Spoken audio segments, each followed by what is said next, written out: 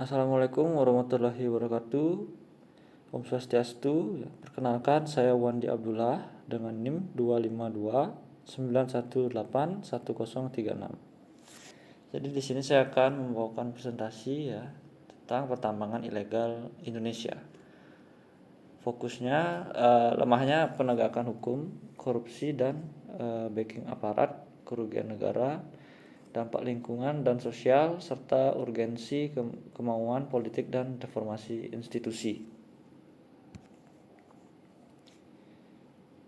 Nah, kemudian permasalahannya ya,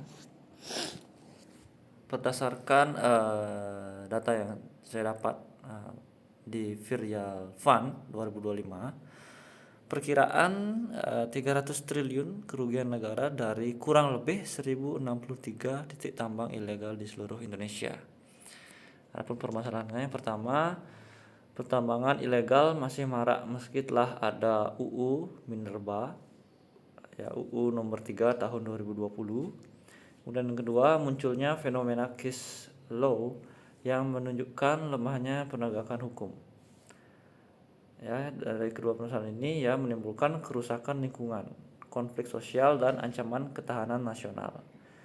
Jadi masalahnya bukan hanya hukum teknis tetapi terkait politik hukum dan tata kelola SDA. Oke, jadi permasalahan yang pertama, permasalahan politik hukum yang pertama, lemahnya penegakan hukum dan perlindungan. Yang pertama, penindakan tidak konsisten, sering berhenti di level operasional. Yang kemudian yang kedua, celah regulasi dan koordinasi antar lembaga lemah. Kemudian yang ketiga, aparat tidak optimal melindungi lingkungan dan masyarakat terdampak. Kemudian korupsi dan kepentingan tersembunyi. Yang pertama, praktik suap, rente ekonomi, dan mafia tambang. Kemudian backing aparat dan elit politik menghambat proses hukum.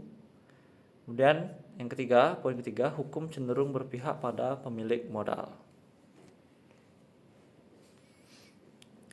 Permasalahan politik hukum yang kedua yaitu konflik kepentingan dan ketidaktegasan. Pertama, tumpang tindih kewenangan pusat daerah, pejabat publik terlibat dalam jaringan bisnis ekstraktif, penegakan hukum tidak menyentuh aktor besar. Kemudian sentralistik kewenangan, perizinan terpusat menyebabkan jarak pengawasan, daerah minim kapasitas kontrol, partisipasi publik dan masyarakat adat lemah. Nah, berdasarkan data ini ya, data kerugian negara akibat korupsi timah ini contohnya, kemudian kerugian negara akibat korupsi timah. Nah, jadi data ini menunjukkan estimasi kerugian negara akibat aktivitas tambang ilegal yang signifikan, mencapai sekitar 300 triliun. Angka ini dihitung dari kombinasi kerusakan lingkungan, pendapatan negara yang hilang, dan praktik ilegal lainnya. Besarnya nominal ini menunjukkan urgensi penegakan hukum yang kuat dan reformasi tata kelola sumber daya alam.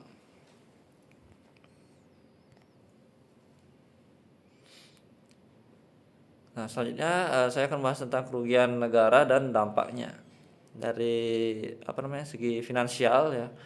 Itu potensi kehilangan penerimaan negara, kemudian yang kedua, pemasukan pajak dan royalti tidak tercatat atau shadow economy. Kemudian di lingkungan ya, deforestasi, pencemaran air, ya, rusaknya ekosistem. Kemudian lubang tambang terbengkalai dan berbahaya. Kemudian lanjut ke kerugian dari aspek sosial. Yang pertama ada konflik lahan dan kriminalisasi warga. Kemudian yang kedua, kesehatan masyarakat menurun, dan yang ketiga, ketimpangan ekonomi meningkat. Nah, ini selanjutnya itu upaya pemerintah, yaitu fakta dan keterbatasan. Operasi penerbitan dan penutupan tambang ilegal ya, upaya yang bisa dilakukan. Kemudian yang penguatan regulasi pasca revisi UU Minerba. Kemudian yang ketiga, kerjasama aparat dan kementerian.